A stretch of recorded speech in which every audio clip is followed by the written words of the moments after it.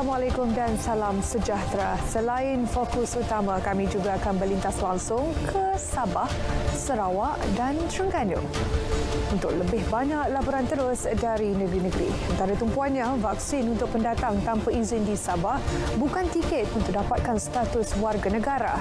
1,200 anak-anak tentera dan awam berumur 12 hingga 15 tahun terima dos pertama vaksin COVID-19 di Sarawak dan destinasi pelancongan di Terengganu.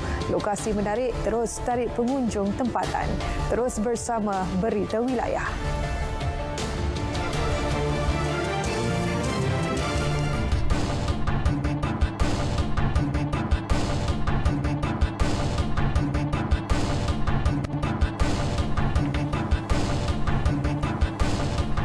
Program Jalinan Digital Negara Jendela akan terus dipergiat bagi memastikan impak pelaksanaannya dapat diterima dengan cepat selain memastikan capaian internet berkelajuan tinggi di seluruh negara.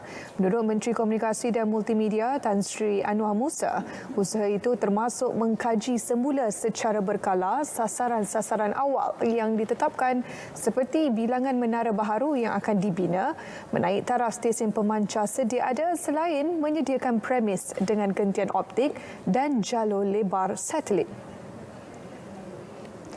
Jelasnya kawasan-kawasan pedalaman di Sabah dan Sarawak serta perkampungan orang asli turut diberi keutamaan melalui penyediaan perkhidmatan jalur lebar menggunakan teknologi satelit.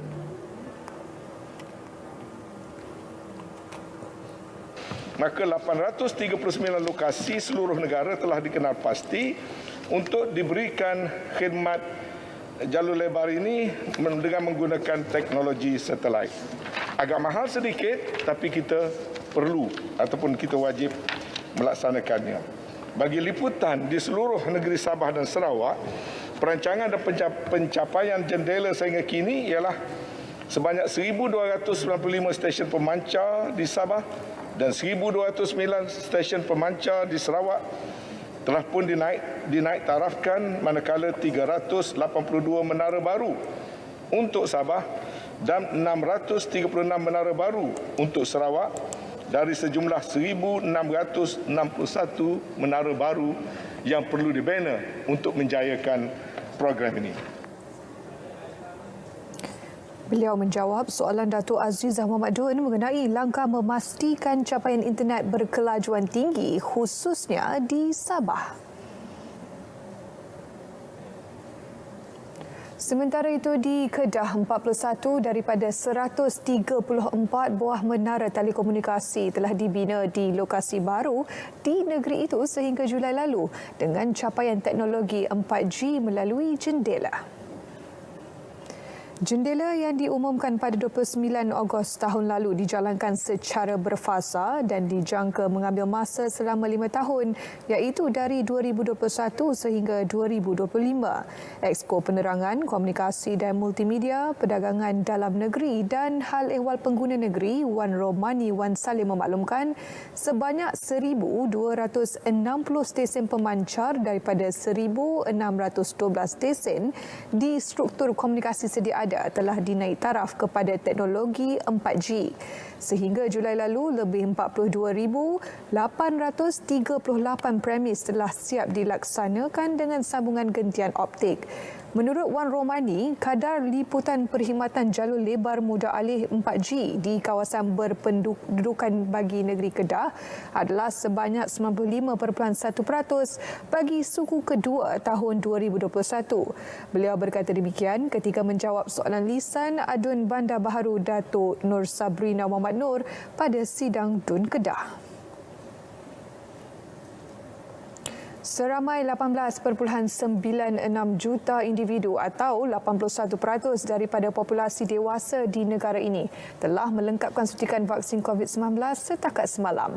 Setakat semalam juga, seramai 22.34 juta individu sudah menerima sekurang-kurangnya 1 dos vaksin. Berikut data harian dan kumulatif vaksinasi mengikut negara.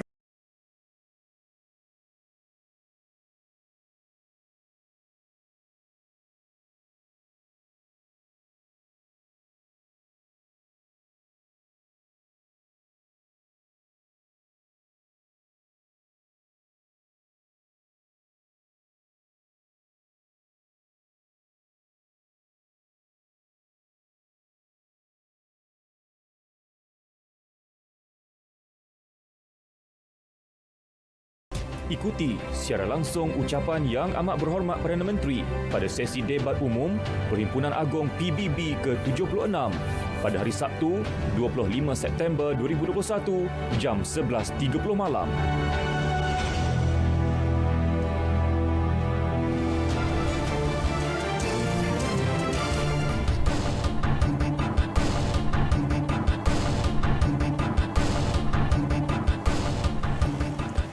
Saudara, Terengganu hari ini memulakan vaksinasi pelajar sekolah berusia 16 dan 17 tahun secara hadir terus di klinik kesihatan seluruh negeri. Tinjauan di klinik kesihatan Marang mendapati 60 pelajar mula mendapatkan suntikan mereka secara hadir terus hari ini. Pegawai Daerah Marang Kizan Cik Mat memaklumkan 2 klinik kesihatan di daerah berkenaan dijadikan PPV untuk vaksinasi secara hadir terus. Di sini juga kita mengalu-alukanlah terutamanya pada budak sekolah yang ada kemungkinan yang tidak bersekolah, yang berumur antara 15 hingga 18. Kita amat berharap dapat datang ke PBV kesihatan untuk menerima suntikan lah. Walaupun tiada perjanjian, tapi kita bergerak secara walk-in. Setiap klinik kesihatan menyasarkan pemberian 300 dos sehari. Untuk pelajar yang tercicir temu janji di sekolah, contoh pelajar yang terpaksa kuarantin ataupun ibu bapa tak dapat hadir pada hari itu, boleh hadir ke KK untuk dapatkan suntikan. Dan satu kategori lagi bagi remaja yang tidak bersekolah, boleh dapatkan suntikan di sini. Ataupun bagi pelajar yang bersekolah di daerah atau negeri yang jauh, tidak dapat hadir ke sekolah, jadi dia hadir ke sini sebab klinik kesihatan yang terdekat dengan rumah dia. Sementara itu, pelajar menyambut baik pemberian suntikan vaksin COVID-19 sebagai persediaan untuk sesi persekolahan bulan depan.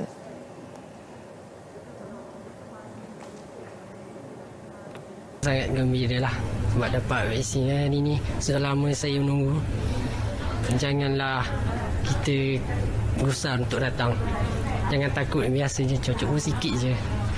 Saya bersyukur dan saya setuju sebab nanti saya boleh pergi dine in dengan kawan-kawan saya atau saya boleh pergi beriadah ke apa ke. Macam. Dijangka lebih 1,000 pelajar terlibat akan menerima suntikan vaksin di 2 klinik kesihatan Marang. Terdahulu, suntikan kepada golongan itu dilaksana di 56 sekolah yang dijadikan PPV bermula Selasa lalu. Pulau Bidong yang syarat dengan kisah suka dan duka pelarian Vietnam satu ketika dahulu kini kembali menggambit pengunjung. Kaya dengan flora dan fauna, destinasi ini kembali tercatat sebagai salah satu destinasi wajib dilawati pengunjung tempatan.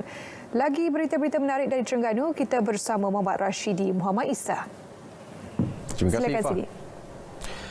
Setelah hampir 2 tahun sepi daripada kunjungan pelancong akibat pandemik COVID-19, Pulau Bidong kini menjadi tumpuan selepas Terengganu beralih ke fasa 3 Pelan Pemulihan Negara Jumaat lepas.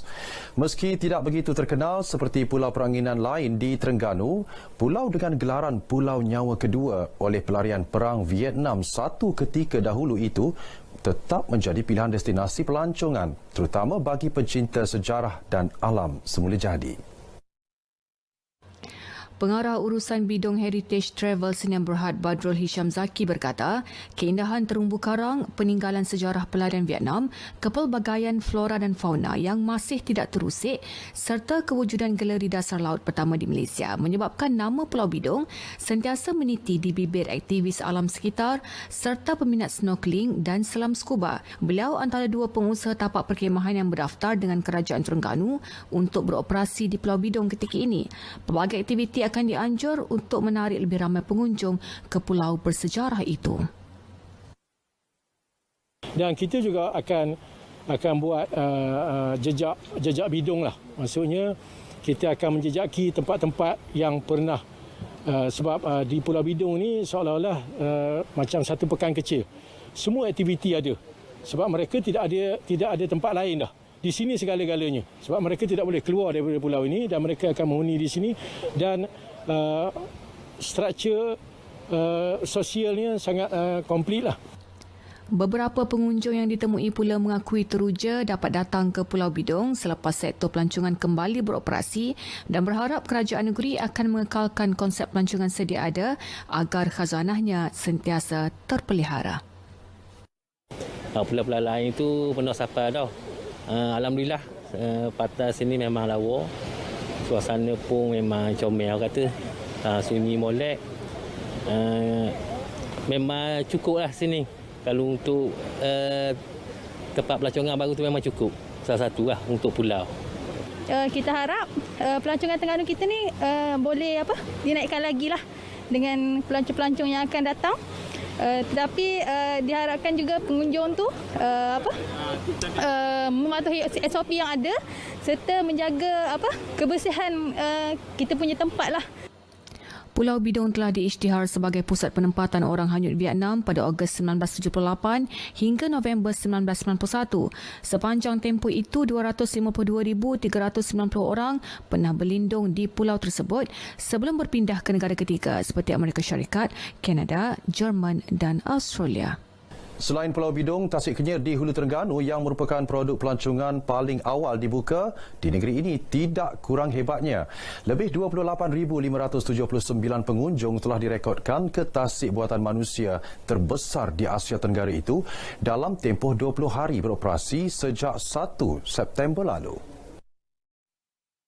Timbalan Pengerusi Persatuan Pelancongan Tasik Kenyir, Kamarudin Razali berkata, pembukaan semula turut menggembirakan para pengusaha rumah bot apabila tempahan telah penuh sehingga November depan. Lebih 100 pengusaha rumah bot, rumah rakit dan bot laju sedia memberi perkhidmatan untuk pengunjung menikmati keindahan alam semula jadi yang mempunyai keluasan sehingga 26,000 km persegi dan 340 pulau kecil di dalamnya. Dan dari segi ekonominya pula saya nampak bukan setakat houseboat saja yang tempias dengan kedatangan pelancong ni, tapi kedai-kedai makan pun dipenuhi dengan kedatangan orang yang melawat ke sini sampai kena beratur untuk makan di kedai. Pengunjung boleh memilih untuk menginap dalam tempoh singkat atau merancang aktiviti selama seminggu untuk mengembara dan meneroka segenap tarikan alam yang tersedia di sana. Pandangan diorang lebih selamat daripada bercuti di tempat yang terlalu crowded. Sebab kita dalam satu houseboat merakumi untuk satu-satu keluarga sahaja. Jadi kalau andai kata kalau satu tempat, contoh kalau dekat air terjun, kalau ada pengunjung yang terlalu ramai, kita boleh alihkan destinasi ke tempat yang lain. Pusing sini je lah saja nak ambil angin dalam bot, pusing pulau, pergi taman rama-rama. Lepas tu tengok ni lah jambatan ikonik tu pusing pulau ni, keliling. Tambah menarik apabila Tasik Kenyir kini mempunyai jambatan ikonik yang menjadi tarikan baharu buat pengunjung yang ingin melihat secara dekat keunikan seni binanya yang berbentuk kepala bangau. Sektor pelancongan buka, kita rasa panjang sikit lah langkah kita untuk berjalan untuk terperok kat rumah. Anak-anak pun dah kiranya bosan dengan PDPR. Kita bawa dia macam lepas hawa lah. Kita panggil lepas hawa. Untuk tengok pemandangan apa semua, jalan-jalan. Jabatan pun jabatan baru lah, wearer sekarang kan. Bila jabatan baru dah, anak-anak dia tengok ni, jadi sibuklah nak mari. Beberapa lagi lokasi tarikan seperti Taman Herba, Sentuari Kelah dan Taman Negara turut diharap dapat dibuka dalam masa terdekat bagi menggamit lebih ramai pengunjung. Daerah Marang tidak kurang hebatnya, ia juga seiring menjadi tumpuan pelancong dalam negeri sebaik PPN Fasa 3 diumumkan. Pastinya Pulau Kapas yang terletak hanya 15 minit perjalanan menaiki bot dari jeti Marang menjadi pilihan. Pegawai Daerah Marang, Lizan Cik Mat berkata selain Pulau Kapas, terdapat beberapa lokasi menarik di Marang yang turut menjadi pilihan pengunjung. Dan juga di Kululuk, pulau-pulau yang tempat menarik di Mercang, Pulau Kabu, di sepanjang pantai di Marang ni menampakkan semua penduduk-penduduk setempat telah keluar dan menikmati pelepasan yang telah diberikan oleh Pak Kerajaan sempena Fasa 3 ni lah. Dalam pada itu, Pegawai Kesihatan Daerah Dr. Tan Sin Yew berharap masyarakat di negeri ini yang berkunjung ke Marang mematuhi SOP ditetapkan. Meskipun hanya pelancong yang lengkap dos vaksin sahaja dibenarkan berkunjung, namun ia bukan tiket untuk bebas tanpa mempraktikkan norma baharu. Jadi yang boleh mencegah betul-betul masih pematuhan SOP seperti jarak fizikal, kebersihan diri, basuh tangan, pakai pelitup muka dan sebagainya. Dan dari pihak kami juga kami akan membuat pemantauan dari masa ke semasa ke tempat-tempat yang ramai pengunjung ini. Sehingga kini 80% penduduk Marang telah lengkap 2 dos vaksin. Sekian paparan berita dari Terengganu hari ini, kembali ke Angkasa Puri. Baik, terima kasih Sidi. Saudara, 19 pengamal media Pahang termasuk 5 kaki tangan RTM Pahang menerima sijil penghargaan daripada Ibu Pejabat Polis Daerah IPD Kuantan. Turut menerima sijil penghargaan 400 pegawai dan anggota polis di daerah berkenaan. Ketua Polis Daerah Kuantan ACP Muhammad Nur Yusof Ali berkata, ia sebagai tanda menghargai peranan penting media yang menjadi penghubung antara polis dan masyarakat. Barisan media yang telah, seperti mana ucapan saya tadi, ia merupakan satu jambatan perhubungan antara polis dan masyarakat. Dia telah memberikan satu, orang kata, sinar. Setiap perkara yang telah kita lakukan dihebahkan, disampaikan sampai ke peringkat pendalaman, dan ini telah terbukti apabila respon masyarakat kepada kami di peringkat IPD ini. Beliau ditemui selepas majlis amanat dan penyampaian sijil-sijil penghargaan IPD Kuantan. Pada majlis sama, beliau turut menyampaikan amanat sebelum menamatkan tugas sebagai Ketua Polis Daerah Kuantan pada Selasa ini sebelum berhijrah ke Bukit Aman sebagai Ketua Penolong Pengarah Jabatan Siasatan Jenayah.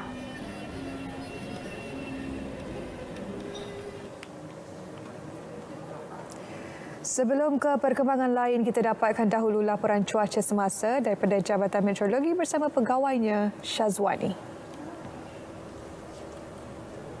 Assalamualaikum dan salam sejahtera. Baiklah, pada ketika ini masih lagi terdapat ribut tropika Tianmu yang kini sedang berada di tenggara Danang, Vietnam dan sedang bergerak menuju ke arah barat laut dengan kelajuan 25 km per jam. Namun demikian, keadaan ini tidak memberi kesan signifikan kepada rantau negara. Angin masih lagi bertiup dengan agak lemah iaitu sekitar 10 hingga 30 km sejam. Oleh itu, jabatan kami tidak mengeluarkan sebarang amaran angin kencang dan laut bergelora buat masa ini. Baiklah, untuk paparan yang lebih terperinci, kita terus kepada paparan imej gema radar terkini di mana hujan di 1-2 tempat kini sedang berlaku melibatkan negeri Terengganu, Pahang dan juga bahagian timur negeri Johor. Keadaan ini dijangkakan akan beransur reda menjelang lewat petang nanti.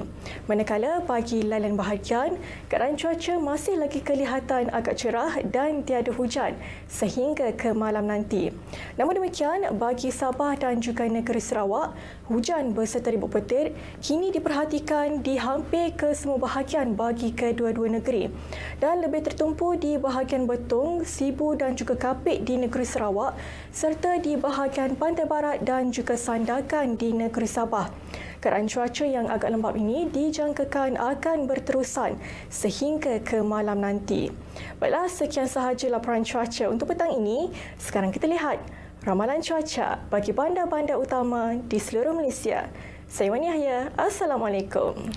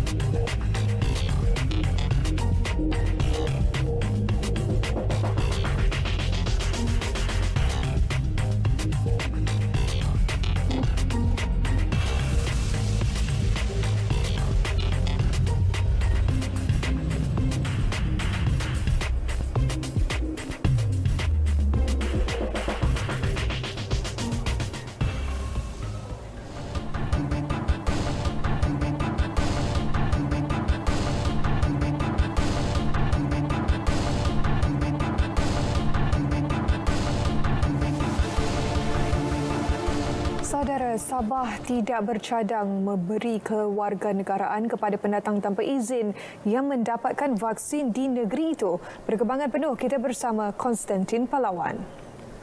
Silakan Konstantin. Ya, benar Ifah. Sabah tidak bercadang untuk memberikan kad pengenalan atau kewarganegaraan kepada pendatang tanpa izin yang menerima vaksin COVID-19 di negeri ini. Perkara ini dimaklumkan Ketua Menteri Datuk Seri Panglima Haji Jinor ketika persidangan Dewan Undangan Negeri Dun Sabah di Kota Kinabalu hari ini.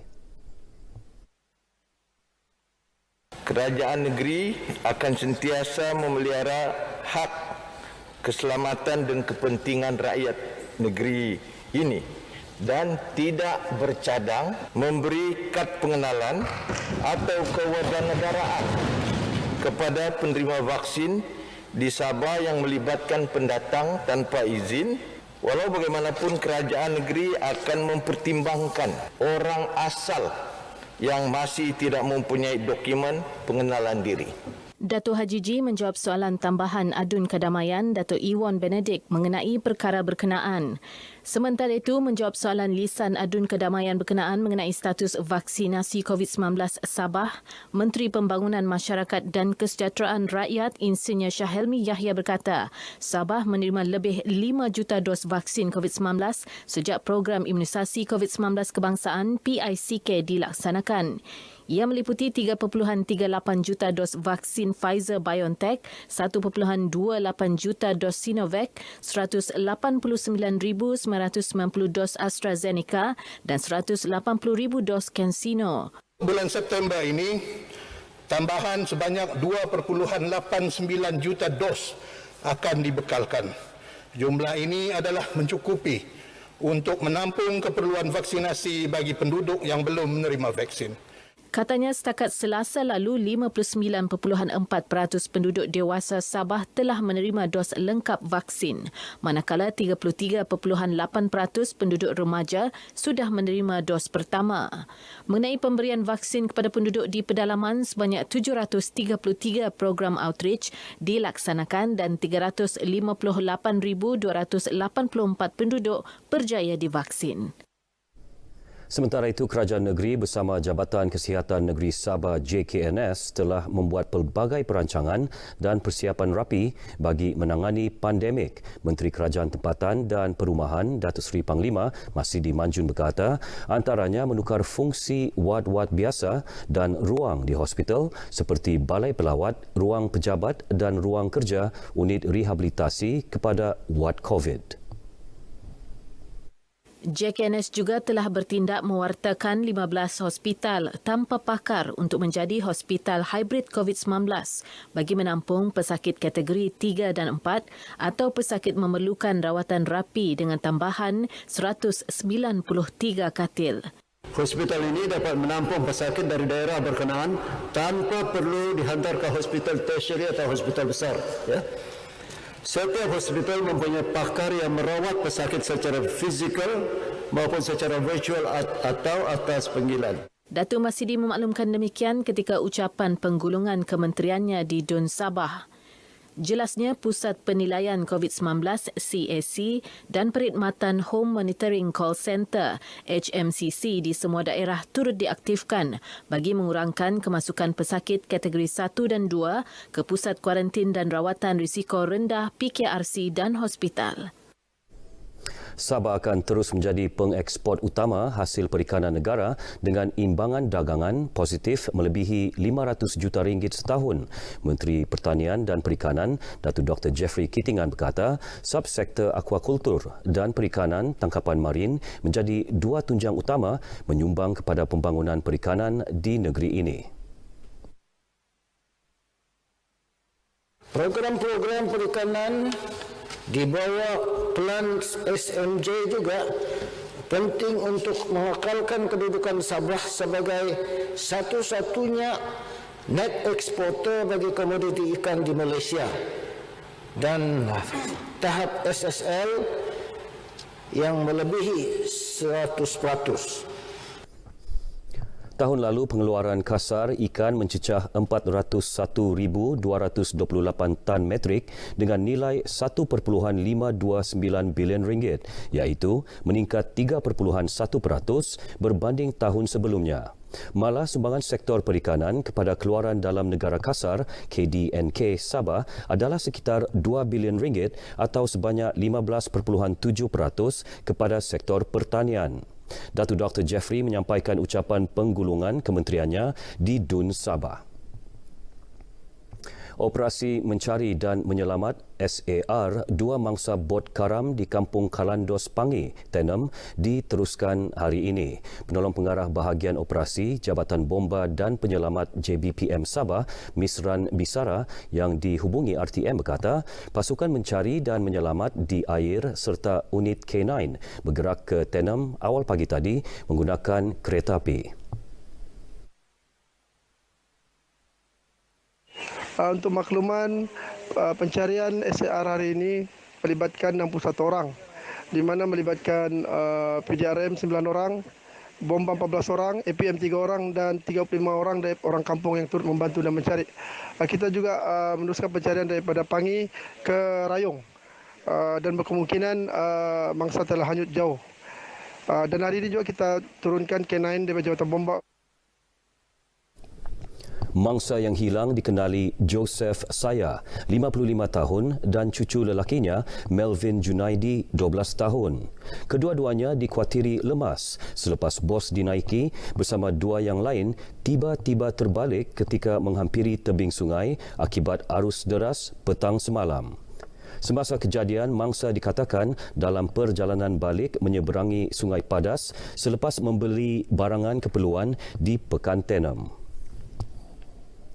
Satu nota jemaah menteri akan dibentangkan di Kabinet bagi membincangkan bantuan kecemasan yang akan disalurkan kepada penduduk terjejas akibat bencana banjir di Kampung Sugut Penampang pada 15 September lalu.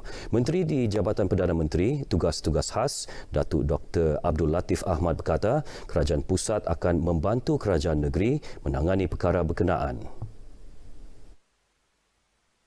Kerajaan negeri membuat persediaan dengan bantuan daripada kerajaan pusat bagi memastikan rakyat, kerajaan negeri dan juga kerajaan pusat bersedia untuk berhadapan dengan segala kemungkinan ekoran daripada perubahan iklim monsun Timur Laut ni. Datuk Dr. Abdul Latif berkata demikian kepada media selepas mengadakan lawatan ke Ibu Pejabat Angkatan Pertahanan Awam APM di Rumah Persekutuan Kota Kinabalu. Tambahnya, pihaknya juga akan bekerjasama dengan semua agensi terlibat seperti Jabatan Geosains bagi menangani masalah cerun runtuh. Terdahulu, Datuk Dr. Abdul Latif mendengar taklimat pengurusan bencana negeri Sabah di Menara Kinabalu, antaranya status COVID-19 di Sabah dan penyelenggaraan peralatan pusat kuarantin dan rawatan COVID-19. Semalam, beliau turut melawat Kampung Sugut selepas diberi taklimat ringkas di bangunan pejabat daerah Penampang. Perkembangan banjir di Sabah, jumlah penduduk terjejas yang berada di Pusat Pemindahan Sementara PPS menurun kepada 18 penduduk, membabitkan 3 keluarga di Sipitang. Menurut kenyataan Sekretariat Pengurusan Bencana Negeri, penduduk berkenaan ditempatkan di Dewan Mini Mesapol Sipitang. Manakala PPS Dewan SK Tamau di Kota Belud pula ditutup secara rasmi 3.30 petang selepas 36 penduduk melibatkan 9 keluarga dibenarkan pulang ke kediaman masing-masing. Paparan tadi mengakhiri perkembangan dari Sabah bersama saya, Konstantin Palawan. Teruskan bersama RTM untuk berita sahih dan terkini. Patuhi SOP dan jaga diri. Kembali bersama Ifah di Angkasa Puri. Ifah. Baik, terima kasih Konstantin. Saudara, berita wilayah akan berehat seketika kembali selepas ini.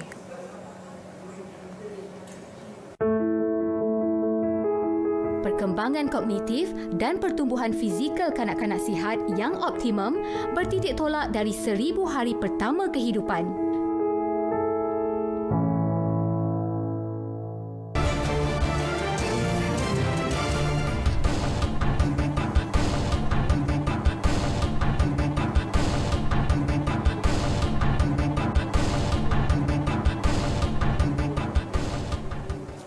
Bertemu bersama kembali. Kita ikuti perkembangan dari Sarawak Bumi Kenyalang. Antara fokus berita hari ini ialah mengenai 1,200 anak-anak tentera dan awam Kementerian Pertahanan kementah di negeri itu yang berumur 12 hingga 15 tahun menerima suntikan dos pertama vaksin COVID-19. Untuk perinciannya, kita terus bersama Nur Sila di studio RTM Kuching. Nur Sila, silakan. Ya, Ifah, seramai 1,200 anak-anak tentera dan awam Kementerian Pertahanan kementah di negeri ini berumur 12 hingga 15 tahun menerima suntikan dos pertama vaksin COVID-19 bermula hari ini. Penolong Ketua Pengarah Perkhidmatan Kesihatan Markas Division Pertama Infanteri, Kolonel Dr. Mior Azhari Sagiruddin berkata, pemberian vaksin itu dilaksanakan di 5 buah kem askar, iaitu Kem 4 Amor, Kem Penrisan Kuching dan Kem Oyak Sibu secara pandu lalu, manakala Kem Pakit Sri Aman Batalion ke-7 Regimen Sempadan, Kem Simulajau Bintulu dan Kem Sri Miri masing-masing pusat pemberian vaksin statik. 26. Jelasnya pemberian vaksin tersebut dilaksanakan secara serentak kecuali di Kem Sri Miri yang akan bermula esok melibatkan 36 penerima dan bagi dos kedua vaksin jenis Pfizer BioNTech yang akan dilaksanakan pada 14 Oktober ini. Kolonel Dr. Mio berkata demikian kepada media pada program vaksinasi COVID-19 bagi anak-anak anggota tentera darat dan awam Kementah, Zon Sarawak di Regimen ke-4 Kor Armor Diraja, Kem Penrisan Kuching hari ini.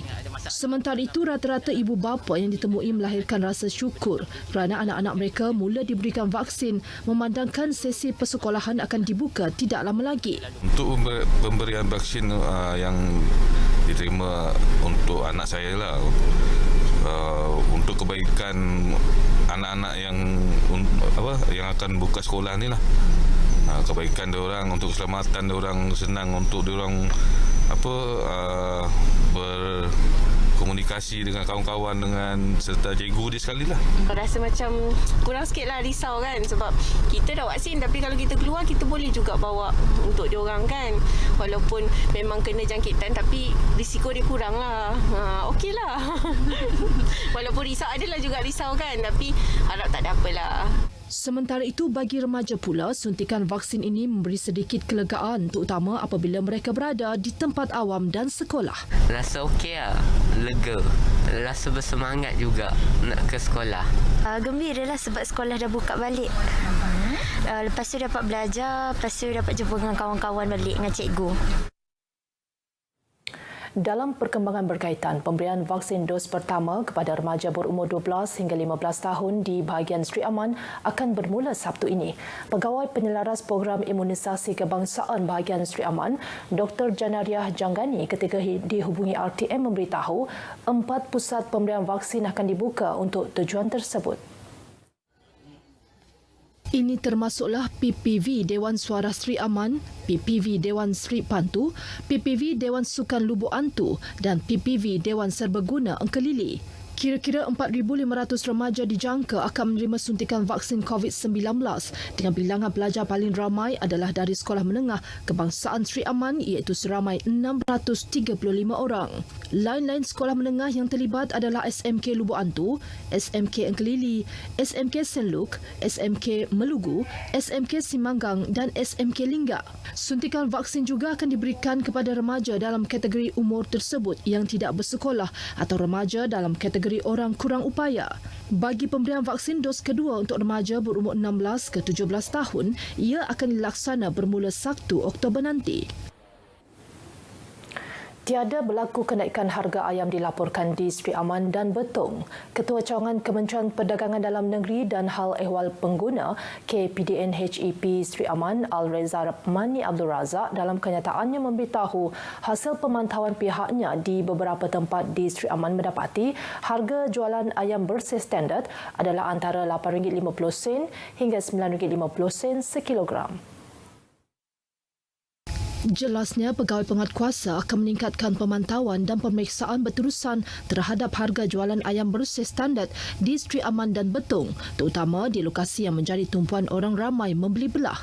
Peniaga yang didapati menaikkan harga yang tidak munasabah dan melebihi paras margin keuntungan akan dikenakan tindakan di bawah Seksyen 14 Akta Kawalan Harga dan Anti Pencatutan 2011 dan jika disabit kesalahan, individu berkenaan boleh didenda sehingga RM100,000 atau penjara tidak melebihi 3 tahun atau kedua-duanya sekali. Sementara itu, bagi syarikat atau pertubuhan perbadanan pula boleh didenda sehingga RM500,000.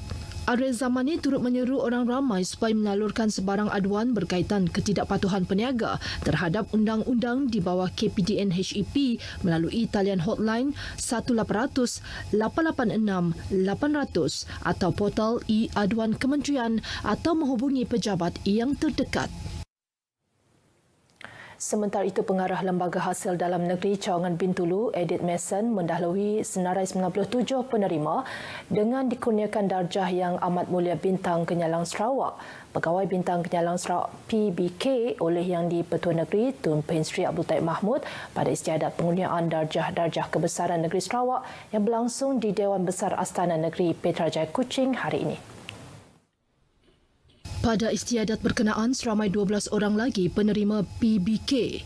Istiadat tersebut diteruskan dengan pengurniaan darjah utama Yang Amat Mulia Bintang Kenyalang Sarawak, Pegawai Bintang Kenyalang Sarawak ABS kepada 39 penerima. Sementara itu, darjah utama Yang Amat Mulia Bintang Kenyalang Sarawak, Pegawai Bintang Kenyalang Sarawak ABK menyaksikan seramai 45 orang penerima. Hadir sama pada istiadat berkenaan ialah isteri Yang di-Pertua Negeri Tuh Puan Datuk Patinggi Ragat Kurdi Taib dan Timbalan Speaker Dewan Undangan Negeri Sarawak Datuk Gerawat Gala. 10 individu dan seorang pemilik premis perniagaan dikenakan kompaun RM1,500 dan RM10,000 kerana didapati melanggar prosedur operasi standard SOP yang ditetapkan. Ketua Polis Daerah Kuching, Asisten Komisioner Polis ACP Ashmon Bajah dalam kenyataan medianya memberitahu tindakan tersebut diambil selepas pemeriksaan dilakukan oleh sepasukan anggota dari Ibu Pejabat Polis Daerah Kuching pada pukul 8.30 malam tadi di sebuah premis di Jalan Song, Kuching. Kesemua mereka dikompaun RM1,500 seorang sementara pemilik premis dikenakan kompaun sebanyak RM10,000 di bawah Peraturan 17-1 dan 17-2 Pencegahan dan Pengawalan Penyakit Berjangkit 2021 kerana kesalahan tiada penjarakan fizikal. Jelas ACP Ashmon lagi mereka yang dikompaun berkenaan adalah warga tempatan berumur lingkungan 35 hingga 53 tahun. Dalam pada itu, beliau turut mengingatkan masyarakat agar terus mematuhi SOP demi kebaikan bersama selain membantu mengekang penularan COVID-19. Seramai 2,000 orang pelajar bakal menerima baucer bantuan pakaian seragam sekolah sumbangan Yayasan Sarawak bagi membantu pelajar dari sekolah B40 di beberapa sekolah bahagian Sarike. Ahli Dewan Undangan Negeri Adun Repuk, Datuk Sri Huang Tiong Si memberitahu setiap daerah di bahagian tersebut iaitu Julau, Pakan, Meradung dan Sarike menerima baucer yang akan diserahkan kepada 500 orang pelajar di daerah masing-masing. Jelasnya, bagi daerah Sarike, penerima baucer melibatkan 312 orang pelajar sekolah rendah dan 188 pula adalah pelajar sekolah menengah. Ujarnya lagi, Yayasan Sarawak telah melaksanakan banyak program pendidikan sejak tahun 1971 untuk memastikan setiap pelajar di negeri ini, terutama mereka yang kurang berkemampuan, mempunyai peluang sama untuk meneruskan pelajaran sehingga ke peringkat lebih tinggi. Beliau berkata demikian semasa menyempurnakan simbolik majlis penyerahan baucer bantuan pakaian seragam sekolah Yayasan Sarawak tahun 2021 di Pusat Kegiatan Guru Pejabat Pendidikan Daerah Sarike. Sementara itu, Datuk Sri Huang turut mengingatkan agar bantuan baucer yang diterima pelajar dapat digunakan dengan sebaik mungkin. Sekian dulu perkembangan dari Sarawak. Kita kembali bersama Ifah di Angkasa Putih. Silakan. Baik, terima kasih Nursila.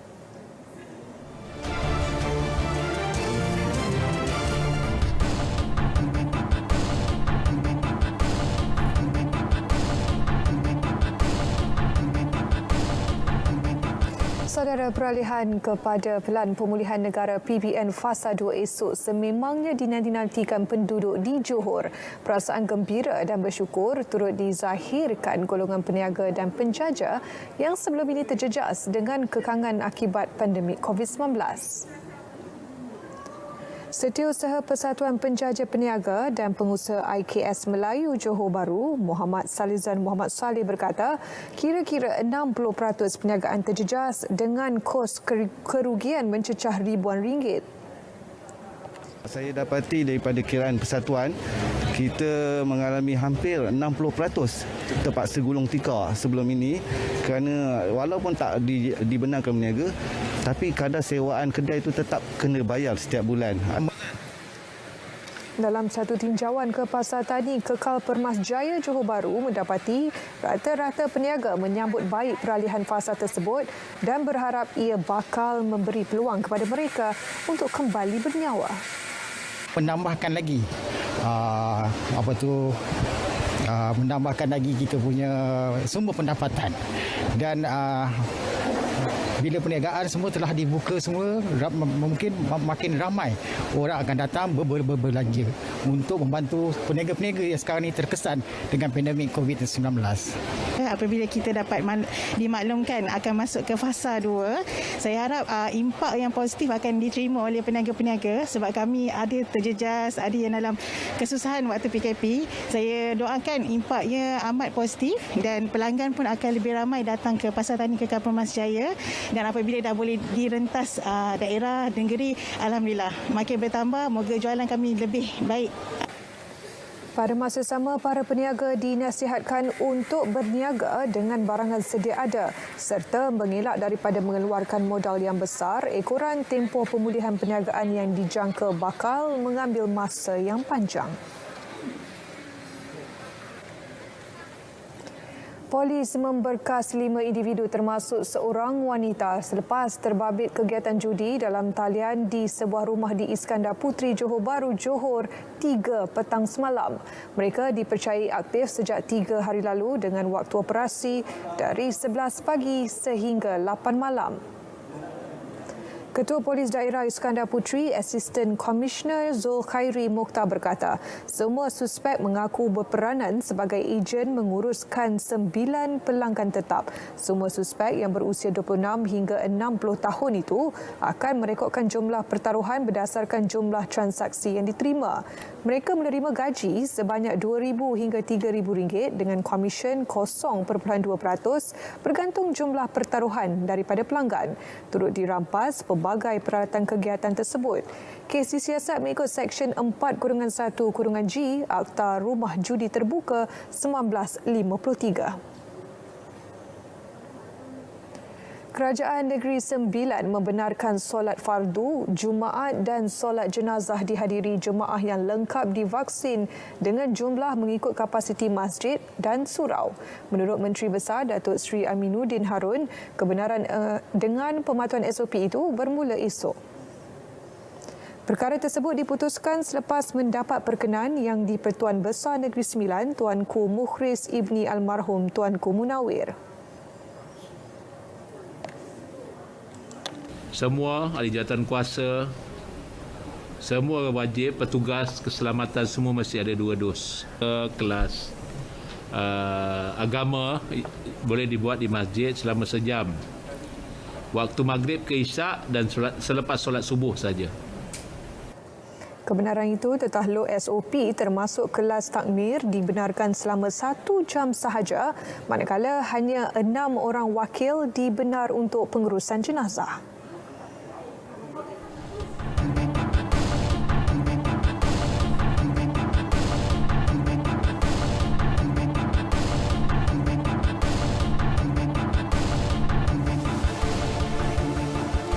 Terminal feri Kuala Kedah yang mula beroperasi hari ini berjalan lancar dengan kesemua pengguna mematuhi SOP ditetapkan. Timbalan Ketua Polis Daerah Kota Star, Superintendent Muhammad Rizwan Saleh berkata, ini termasuk pergerakan yang teratur selain membawa surat kebenaran rentas daerah dan negeri serta dokumen diperlukan.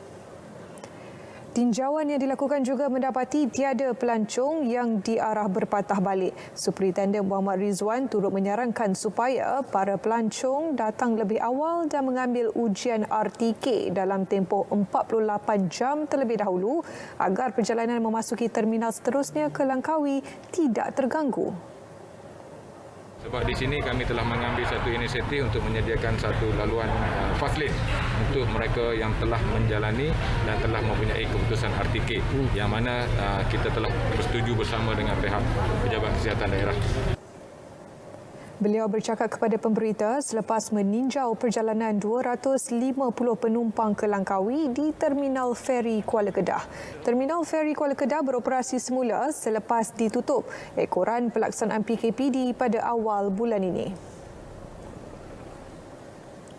Mayat seorang nelayan yang dikhawatiri lemas semalam ditemukan orang awam terapung di kawasan pantai Bagan Kurnia, Lukut pagi tadi.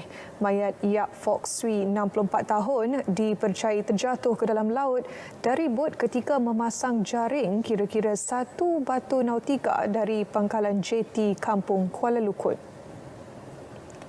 Ketua Cawangan Pengurusan Operasi dan Balai Jabatan Bomba dan Penyelamat Negeri Sembilan, Penguasa Bomba Muhammad Hafiz Ahmad Tarmizi berkata pihaknya terus ke lokasi penemuan mayat tersebut selepas mendapat maklumat daripada orang awam.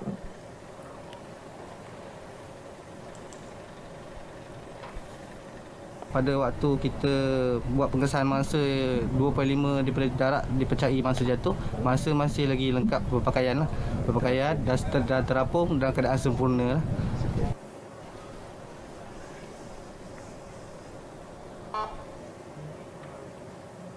114 pusat pemberian vaksin PPV masih beroperasi di Kedah setakat 4 September lalu, termasuk 60 PPV pengamal perubatan swasta, 15 PPV awam, 12 PPV klinik kesihatan, 11 PPV bergerak.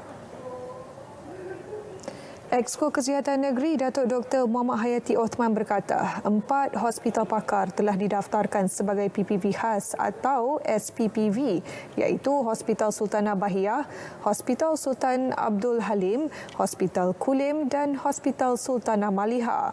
Maklumnya, SPPV bertindak sebagai pusat suntikan pesakit berisiko tinggi dan juga pusat rujukan PPV awam dan swasta bagi penerima yang tidak sesuai disuntik di PPV berkenaan.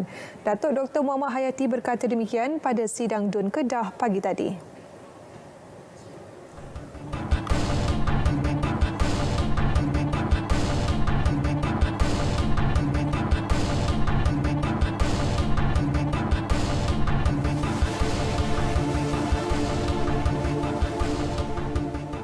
Sindiket perlombongan Bitcoin menggunakan sumber elektrik secara haram di Selangor berjaya ditumpaskan. Menurut Ketua Polis Selangor, Dato' Arjunaidi Muhammad, ini hasil operasi yang dijalankan Jabatan Siasatan Jenayah Selangor dengan kerjasama pasukan SEAL Tenaga Nasional Berhad TNB Selasa lalu melibatkan 30 serbuan premis di 8 daerah. 9 lelaki berusia antara 18 hingga 27 tahun ditahan dan 2,137 unit mesin Bitcoin berjumlah 1.282 juta ringgit turut dirampas. Sindiket dipercayai beroperasi sejak September tahun lalu. Akibat daripada aktiviti yang ini, sindiket yang ini adalah sebanyak nilai 24.360 juta. Anggaran dia 70,000 untuk satu premis dan 30 premis kali 12 bulan. So nilaian kasar satu unit Bitcoin nilai dia 1,167 untuk sebulan. Okey. Dan nilai mesin yang dirampas berjumlah 25.642 juta. Beliau bercakap pada sidang media outlet. Baik, kita beralih ke perkembangan sukan. Kesatuan Rugby Malaysia KRM hari ini mengumumkan pelantikan legenda All Blacks Rodney Sowoyalo sebagai Ketua Jurulatih Baharu Pasukan 15 Sebelah Kebangsaan. Pelantikan tersebut memfokuskan kepada persiapan pasukan bagi menghadapi kempen Kejohanan Rugby Asia ARC 2021 membabitkan 2 perlawanan masing-masing pada Januari dan Februari depan. Pelantikan Rodney sebagai Ketua Jurulatih Skuad Bunga Raya bagi menggantikan Brad Mika diumumkan Timbalan Presiden KRM Amir Amri Muhammad. Pelantikan itu pada awalnya hanya untuk membimbing pasukan ke ARC awal tahun depan, namun KRM mempunyai rancangan jangka panjang iaitu untuk melantiknya sebagai penasihat teknikal bagi skuad 7 sebelah lelaki dan wanita untuk program Nagoya 2026. Bagaimanapun ia masih lagi di peringkat perbincangan dengan Majlis Sukan Negara MSN. Dalam kempen ARC akan datang, skuad rugby 15 sebelah kebangsaan dijadualkan menentang Hong Kong pada 28 Januari 2022 sebelum bertemu Korea Selatan pada 1 Februari. Rodney dijadual tiba di Kuala Lumpur hujung Oktober dan akan memulakan tugasnya dengan skuad kebangsaan pada 22 November ketika fasa kedua latihan. Rodney 42 tahun merupakan bekas Kapten New Zealand dari tahun 2002 hingga 2009 serta pernah membantu negaranya menjulang kejuaraan Piala Dunia Rugby 7 sebelah dan pingat emas Commonwealth. Selepas menamatkan karirnya sebagai pemain, Rodney kemudiannya beralih ke bidang kejurulatihan. Kelayakan bola sepak Piala Asia Wanita 2022. Susulan kejayaan menewaskan tuan rumah Palestin 2-0 pada aksi terakhir kumpulan H malam tadi, Kapten skuad negara Steffi Sarge Kaur Sarjan Singh menegaskan pasukannya mempunyai masa depan yang cerah jika kesemua pemain kekal berdisiplin dan mempunyai komitmen yang tinggi. Personal target saya harap lepas ni kita boleh adakan lebih banyak Women's League dan daripada mengadakan Women's League ini kita boleh recruit lagi more players to join the team and memperkuatkan lagi pasukan wanita kebangsaan sebab kita tengok sebenarnya kita ni very potential. Dalam aksi yang berlangsung di Stadium Antarabangsa Faisal Al-Husaini malam tadi, Andrea Lee dan Steffi mencetak nama selaku penjaring gol. Malaysia sebelum ini tewas 0-4 kepada Thailand pada perlawanan pertama. Melayu Tigers kini berada di kedudukan ke-92 dunia berkongsi mata dengan Thailand yang akan turun menentang Palestin bagi aksi terakhir kumpulan H Sabtu ini. Pasukan Liga M3 Langkawi City FC LCFC jalin kerjasama dengan kelab gergasi Bundesliga Borussia Dortmund. Perjanjian selama 2 tahun itu yang bermula 1 September 2021 hingga 21 Disember 2023 dilihat akan membantu meningkatkan pembangunan bola sepak remaja serta berpeluang untuk berlatih di Dortmund. Menurut Ketua Pegawai Eksekutif Borussia Dortmund, Carsten Kremer, dalam satu kenyataan, antara agenda lain adalah membabitkan siri kejohanan untuk pemain remaja selain perkongsian ilmu antara jurulatih serta program pelancongan sukan antara kedua-dua pihak. Sementara itu, penaung LCFC yang juga mantan Perdana Menteri Tun Dr. Mahathir Mohamad mengucapkan tahniah atas perjanjian tersebut. Beliau percaya kerjasama tersebut mampu memberi manfaat besar terutama bagi golongan remaja di Langkawi. Dortmund kini menduduki tangga ketiga Bundesliga, ketinggalan satu mata di belakang pendahulu Bayern Munich dan Wolfsburg. Skuad hoki lelaki kebangsaan kini sedang mempersiapkan diri di London bagi menghadapi saingan siri jelajah United Kingdom 2021. Menurut pengurus pasukan Datuk Mirnawan Nawawi, skuad kebangsaan dibenarkan untuk menjalani latihan secara kuarantin selepas melakukan saringan COVID-19 dan disahkan negatif. Ini merupakan aksi pertama bagi skuad kebangsaan selepas 2 tahun tidak menyertai sebarang siri jelajah ekoran pandemik COVID-19. Sebanyak 10 perlawanan telah diatur bagi anak buah Arul Selvaraj sepanjang berada di sana termasuk perlawanan menentang pasukan kelab dan kebangsaan. 4 perlawanan menentang pasukan kelab-kelab di England ini sebelum kita berlepas ke Belfast untuk bermain 2 perlawanan test match menentang pasukan Ireland, diikuti oleh 2 perlawanan dengan pasukan Wales dan juga pasukan Perancis. Pemain-pemain negara tiba di London pada 19 September lalu dan akan kembali ke Malaysia pada 22 Oktober 2021. Saudara, 50 tan pelbagai jenis sayur-sayuran diagih secara percuma kepada penduduk di Perlis. Ia hasil sumbangan pemborong sayur yang prihatin bagi meringankan beban penduduk selain menangani lambakan sayuran.